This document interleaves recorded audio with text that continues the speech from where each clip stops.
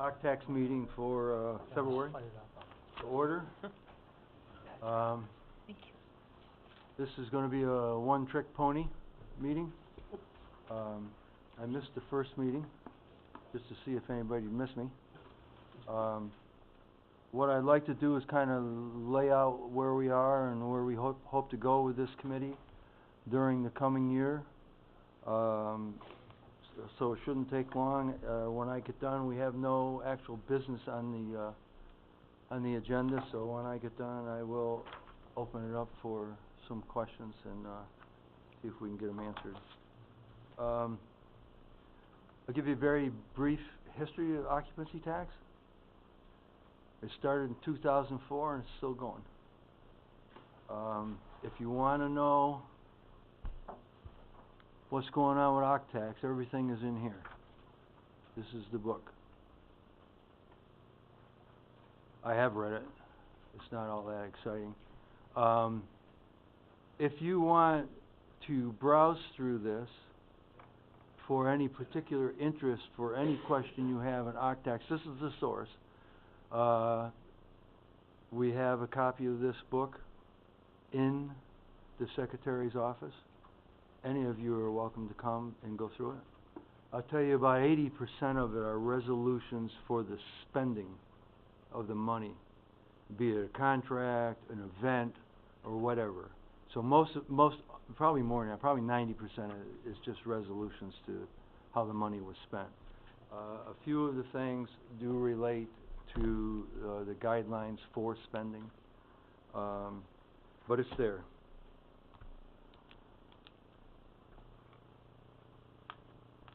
Occupancy tax, as everybody knows, is from room rentals, and there are some descriptions of what qualifies and what doesn't.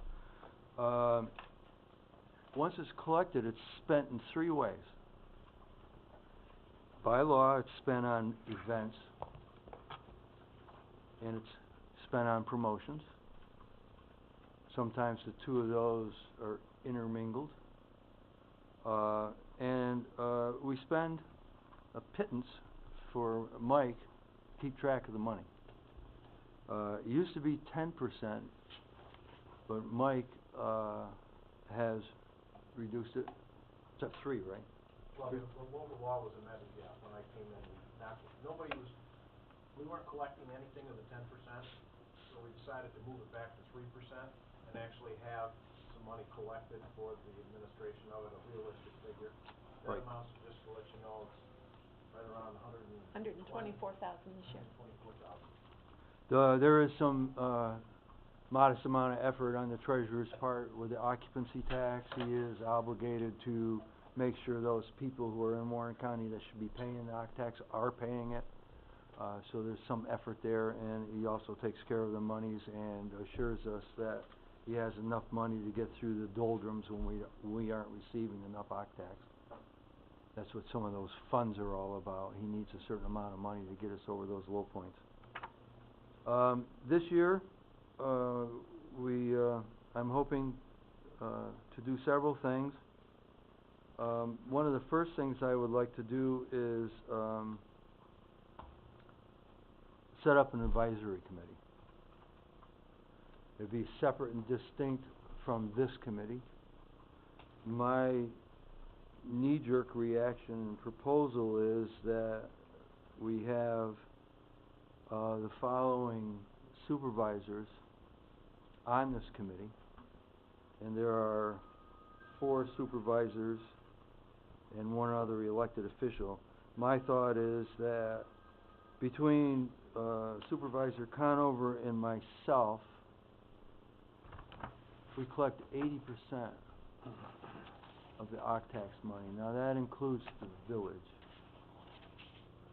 Queensbury collects 12%, and the rest of the county makes up the final 8. 8 towns, 8%. So my thought is this, we should definitely have the mayor on. The mayor is a big event guy. He has scheduled 18 of the 19 events at Wood Park. He definitely should be on there. Obviously, Supervisor Conover should be on there from Bolton. John Strauss should be on with his 12% from Queensbury. Gene Merlino should be on because he was here before electric lights.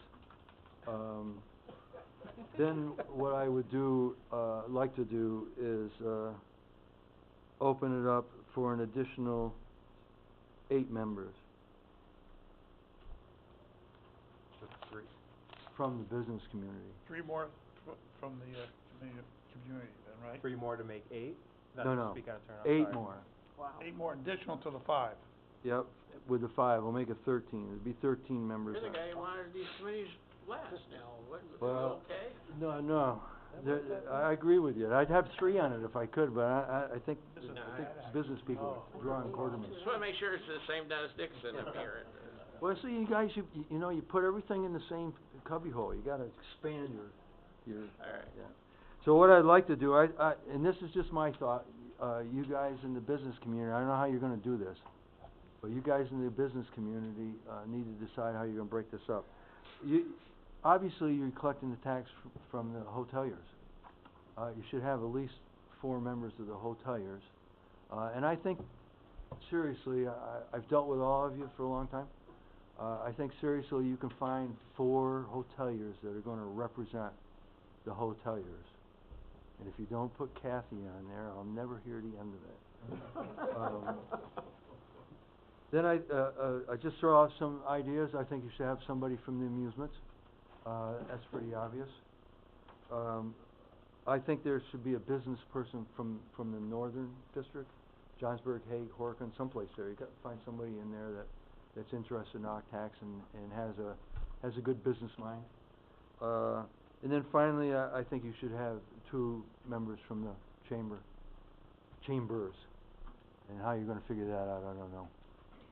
What I would suggest the business people do, and I'd be more than happy to work with any and all of you, is get some kind of conversation going in some group, if it's a chamber or a special meeting or whatever, and talk about possible candidates to put on there.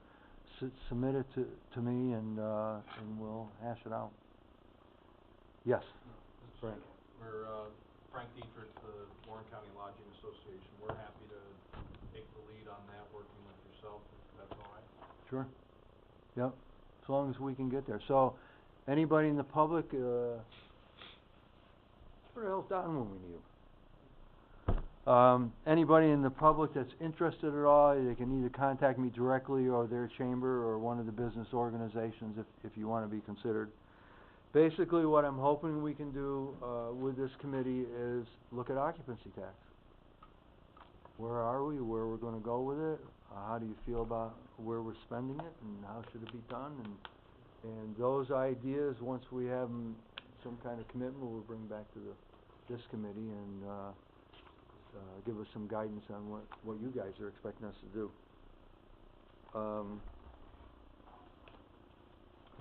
The other thing I'd like to talk about are the events. We have done some serious changing to the events calendar. We used to have a large list of events. The money was given out by the county. You got 20 supervisors doling up most of the event money to the 3 tourist areas. And it was cumbersome and it's difficult. So we tried to put the money back in the towns where the events are. They brought Wolf Fest down from Johnsburg when we were doing the full board thing, and I was hard pressed to tell you whether that was a good thing or bad thing. 3 people dressed up as dogs and hippies and asking for money. It turns out to be a great show. Anytime you ask people to bring their dogs, they're all for it. Chester and Oracle. Chester and Horicon. Okay. Well, Thank you. it's up north someplace. I'm a dog's. So for that reason, it shows you how ignorant I am. I didn't even know where it was. For that reason, we've put more of the money back into the towns where these events are occurring. Lake George, Town and Village, the more money that we got, the mayor and I, and this was the mayor's idea, I'd be glad to steal it, the mayor and I formed a joint committee between the 2 of us. We brought some people in from the business sector to sit on that committee. It's worked out really, really well.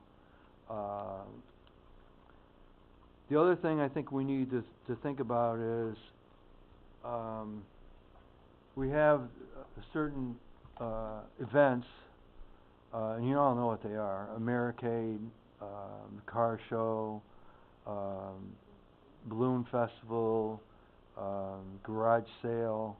These are reoccurring, well-established, very beneficial events to the county. I would like to look at doing one of two things: either paring that down to 6, 7, 8 events, giving them a designated amount of money. We give every year except this year when I wasn't there, we give Americade $50,000 every year. Why do we make them come back every year and explain to us why we do that? Why don't we just set that figure?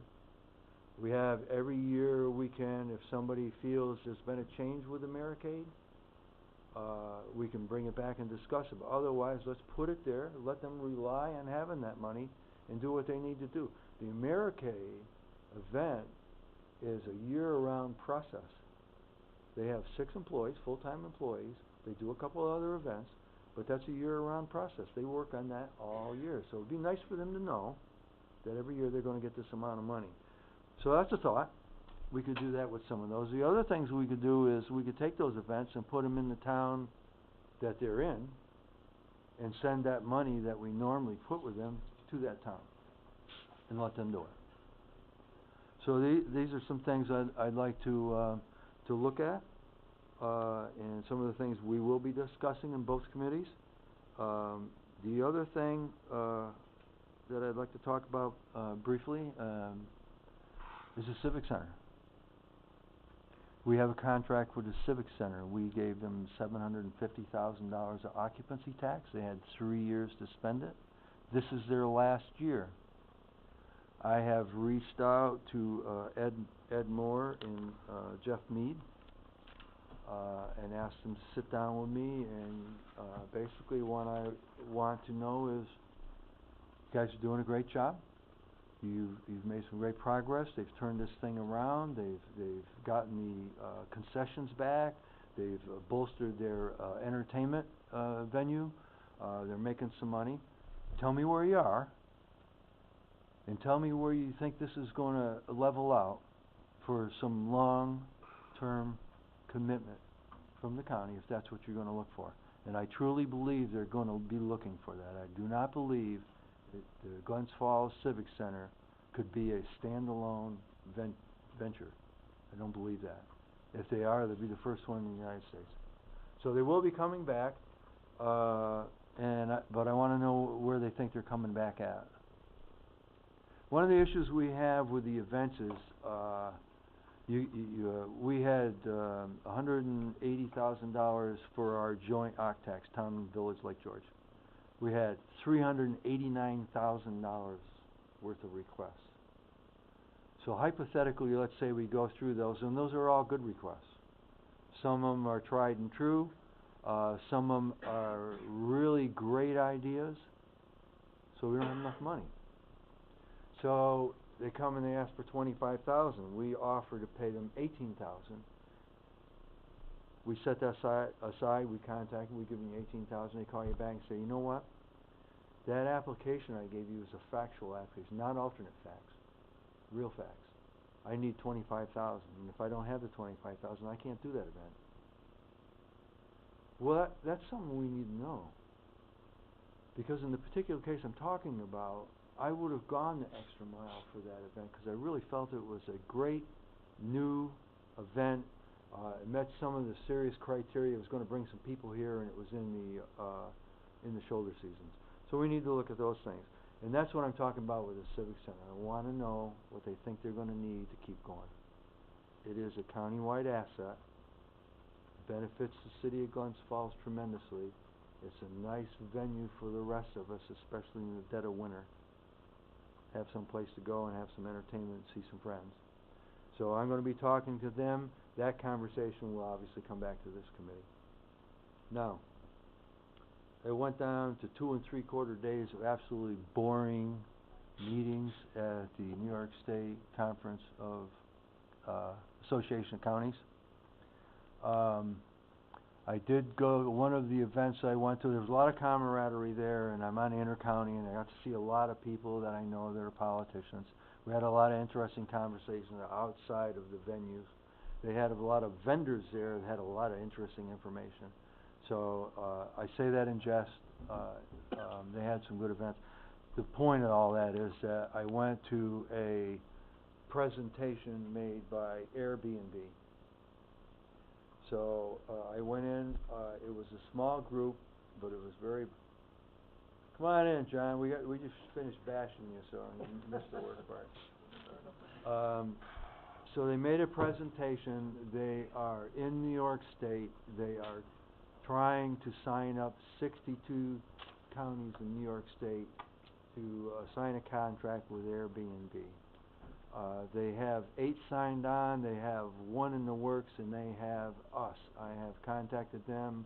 I have asked the attorney's office to send them our OCTAX law.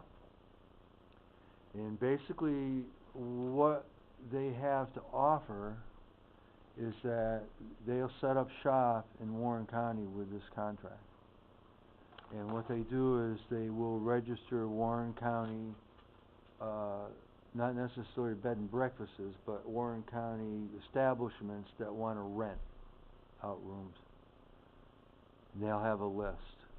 So I said, oh, that's great. Is the list available? She said, no. And I said, but it's online, right? And she goes, that is true.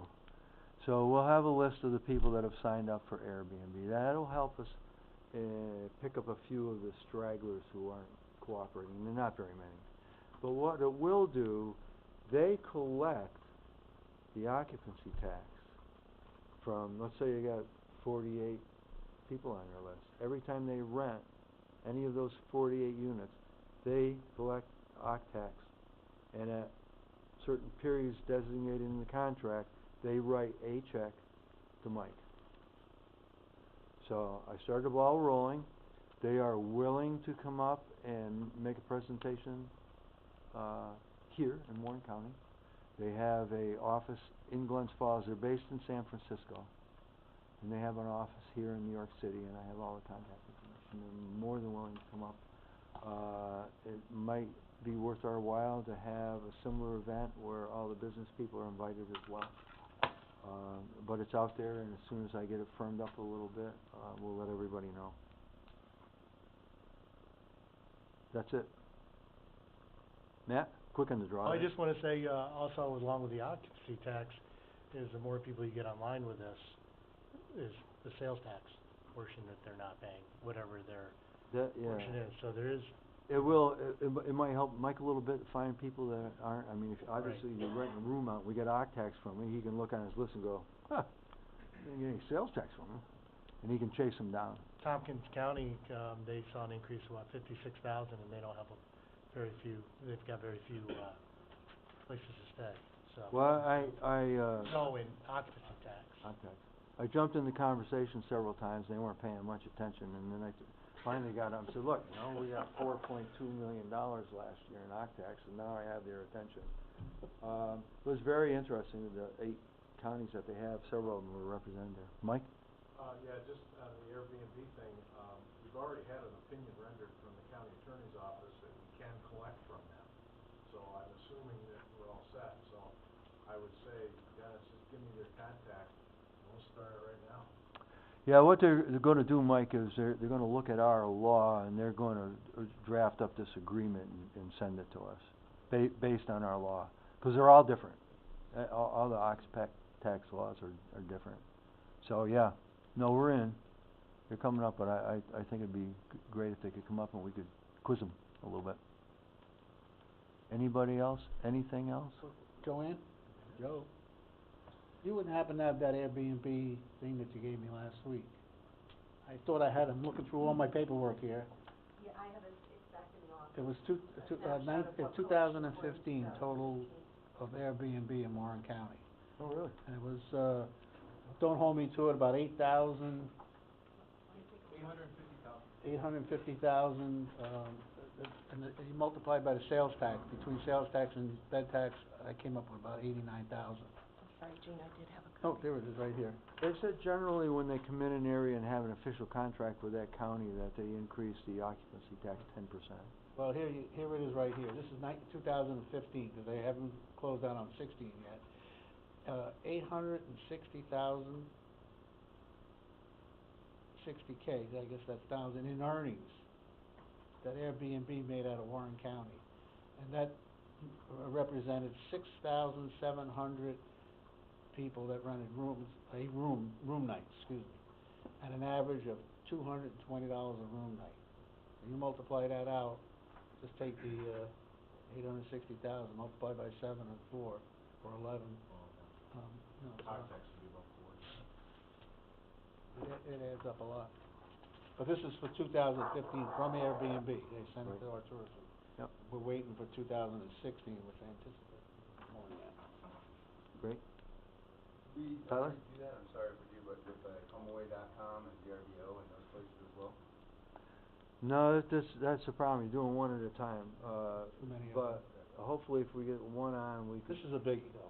Yeah. We could pursue the others as well, Tyler.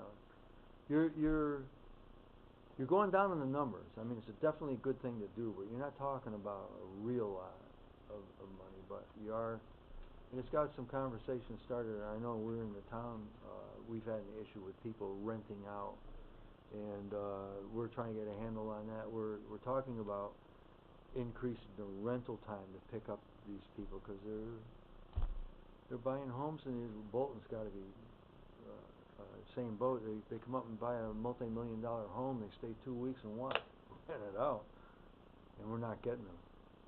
And those aren't low-end rents. I mean, you pay $6,000-7,000 a week to rent one of those. We need to pick them up. We're talking about extending our rental period to 28 days, so you can rent it for a month and you're all right, month by month. But once you stop doing that, rent it for a week or 10 days, then you fall under our jurisdiction. You need to get a business license, and you need to start paying. Anybody else? You get approval of the minutes? That was on the agenda. I don't know if we Yeah, go back. skip that or not. Always got one in every crowd, you know? Just trying to help you out. Questions in the back, thanks. Gary. Gary. Quick question, when you're doing that, when you're putting those time constraints on, they won't be subject to tax then if it's a long-term rental, correct? I mean, you won't be collecting that money if you put a week or more on it. They don't provide housekeeping in any of these houses, so they won't pay an tax or a sales tax on that. Well, no, you're right about the OCTAX. You have to provide some service in order to. Well, or it's gonna be a short-term rental, I mean, under a week, right? Yeah, see, my point was, our rental period now is a week. So we're not getting any of them. Right, but you won't, even when you sign this contract, is what I'm saying. Well, If it's a week, you won't get any tax at all, if you put a week minimum on it, I guess, is what I'll just. Right. Okay. Do we have minutes from the last? 27, yeah.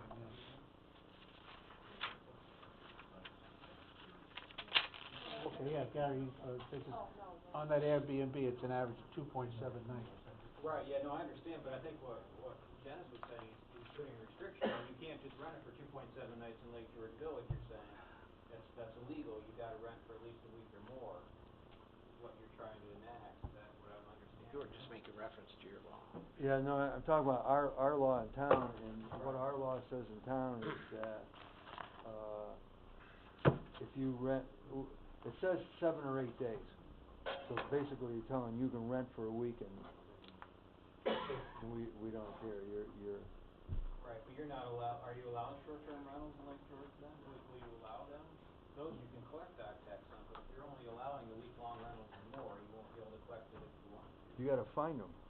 Yeah, well, I know that, yeah, no, I'm just saying, when you quote the numbers of 89,000 or whatever, I don't know whether, if these local laws are enacted, I don't think you're gonna get that kind of revenue. Well, that's part, that could be part of the formula, Gary. It goes, you know, if you're renting it out on a regular basis, short term, you're in business. Oh, I know, Just like yeah. you are, and that's what we're trying, in the town, that's what we're trying to get a handle on. And it all started with this Airbnb thing, was my point, once we started talking about that. Frank? Might be interesting, you suggested a presentation by Airbnb.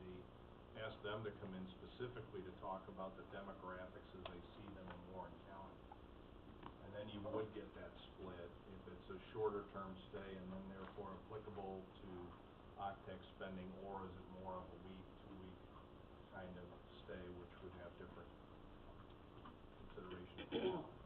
Airbnb had two people there. One of them was Sarah Kennedy. She was the office manager, very knowledgeable. And she had Punja Kanjaguchi, somebody. Punja was very knowledgeable as well, and she was their tax person. She's the one the tax law goes to, and she figures out what they can do from there. Yes. Does this thing do a master plan, limit the number of rental units? Would this be part of it? Should be. Well, no, it should be. I think between Ron and I, we got that pretty well cornered, but obviously they're doing that in Queens. We're doing that everywhere. One question is there, when you work with them, is there gonna be a limited number of Airbnb rooms that are allowed to come in? Oh, I don't know. That'd be a good question for them. Well, a good question, I think, for us. Good question for us to think about and ask them. Is that it? Everybody happy? Matt? It was Pooja Kudabalu. Thank you. I got the Pooja down and I gave it up after that. Great. Okay. There are no minutes, Matt. Thank you. Yeah. They're on the agenda. Yeah. And I'll entertain a motion to adjourn. Matt? We're all set. Thank you.